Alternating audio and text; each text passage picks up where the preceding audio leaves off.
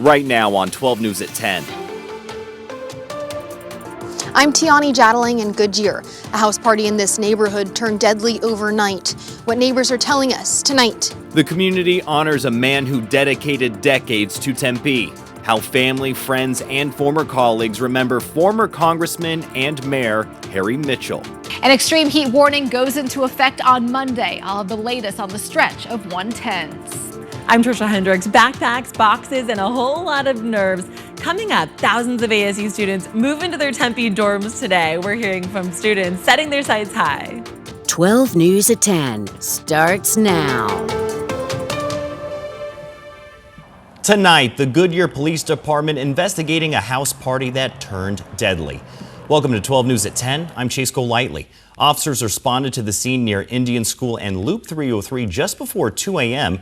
after multiple reports of gunfire. 12 News journalist Tiani Jadling spoke to neighbors about what happened after they heard those gunshots.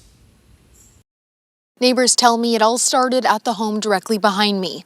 When officers arrived, they found an adult male suffering life-threatening injuries. He was taken to the hospital where he later died.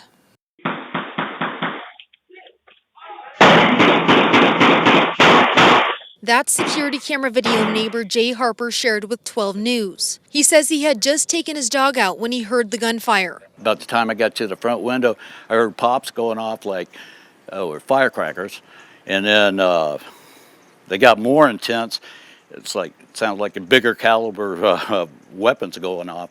And then there were people running all over the place. According to Harper's security camera footage, the gunfire started around 1:50 Saturday morning at a house party near Indian School in Loop 303. Goodyear police responded after multiple reports of shots fired. Shortly after, officers found a man with life-threatening injuries. He later died at the hospital. Police say a second man drove himself to the hospital with a minor graze wound. He was treated and released. Harper says large parties at the home aren't unusual. Probably about once a month. But he says this time he heard an argument just before the gunfire. You could hear argument going on, and then when I got in the house, I could hear people arguing, and then somebody goes, "Oh my God." He says bullets struck both his home and car. Another neighbor tells 12 News 3 young people came to her home after the shooting. She says they asked to use a phone. Yeah, they didn't have their phones. They had their phones, but they were dead, and then one was dying. Alcohol bottles and trash are still scattered throughout the neighborhood, along with bullet holes left behind by the gunfire. Goodyear police are now investigating the shooting as a homicide. I feel really bad, like someone lost their life, like that's someone's loved one, could be someone's kid, and we don't know how old the person is, so could be a minor, could be like a 19, 20-year-old, like a young kid, but it wasn't worth their life. Now, we did ask for an update on this investigation from the Goodyear Police Department. When we do receive those details, we'll have it for you here on 12 News. In Goodyear, I'm Tiani Jadling, 12 News. Let's get to weather now with meteorologist Lindsay Riley. And Lindsay, we got a break from those monsoon storms this weekend, but that means that extreme heat is making a return. It sure is, yes. We go into the extreme heat warning starting on Monday, but temperatures are moving upward. At least the humidity is going down. That's the good news. We're still at 98 degrees out at Sky Harbor, upper 90s in Lake Havasu, 58 though up in Flagstaff. Here's what we can expect the next 5 days. Tomorrow, it's going to be our last day with highs below 110 for a while. We'll peak at 108. Then the extreme heat warning goes into play beginning on Monday and extending all throughout next week. Daily highs between 111 and 112. Now the rim country tomorrow hits 90 degrees with some fair weather clouds, but storm chances for the high country will start to go back up by the middle of the week. Wednesday, Thursday, that's when we'll have daily chances. Now Flagstaff, that's 77 tomorrow. It's going to feel really nice. We're back to the 80s in Flag starting Monday with rising storm chances by the middle of the week. Chase? Lindsay, thanks. Right now, Casa Grande police are looking for this man after a deadly shooting overnight.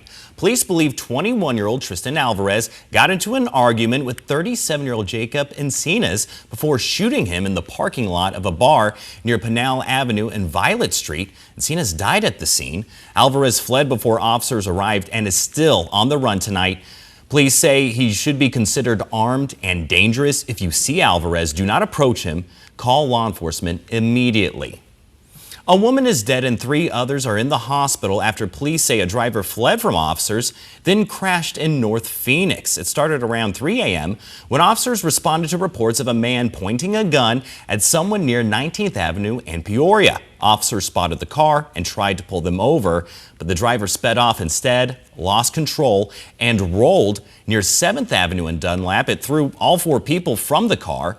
Police say the driver may have been impaired. All 4 were taken to the hospital with injuries, including a woman who later died. Police are asking anyone with information to contact Phoenix Police or Silent Witness. A Tucson man has been arrested in connection with the death of his 5-month-old baby. Deputies responded to a home for a possible infant drowning last month. The baby was found unresponsive, rushed to the hospital, and later died. Hospital staff reported injuries inconsistent with an accidental drowning. 35-year-old Derek J. Gonzalez is charged with first-degree murder and sexual abuse of a minor. The medical examiner is still investigating the cause and manner of the death. Today, flags at all state buildings flew at half-staff from sunrise to sunset in honor of former Congressman and Tempe Mayor Harry Mitchell. He died last month at the age of 86. This morning, family, friends, and former colleagues paid their respects during a funeral mass in Tempe. Mitchell spent decades serving his community, including as a state senator and teacher at Tempe High School.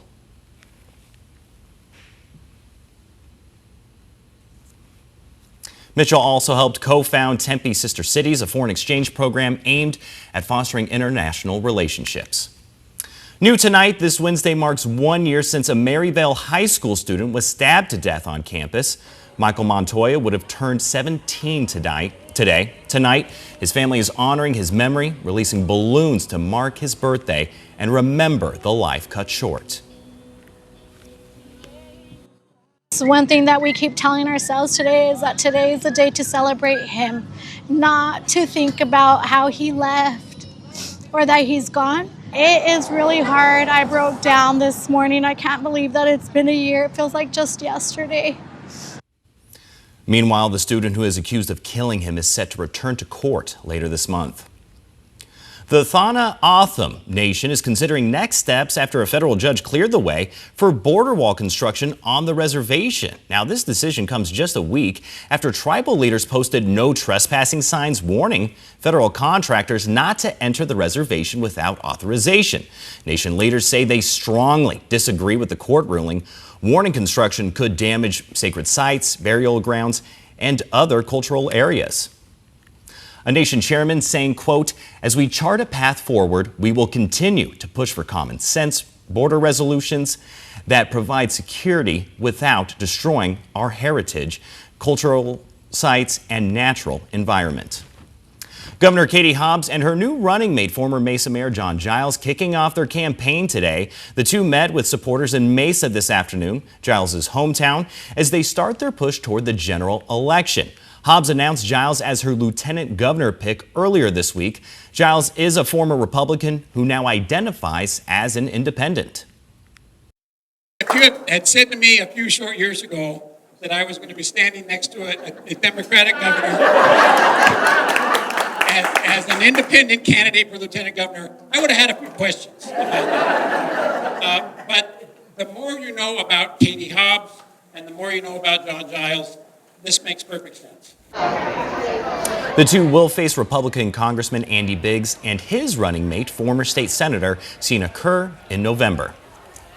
Coming up, first-year Sun Devils spent the day moving into their dorms. We spoke with freshmen and their families about the big change. Plus, the Diamondbacks continue dominating some of the top teams in the National League. Lena's on the way with sports.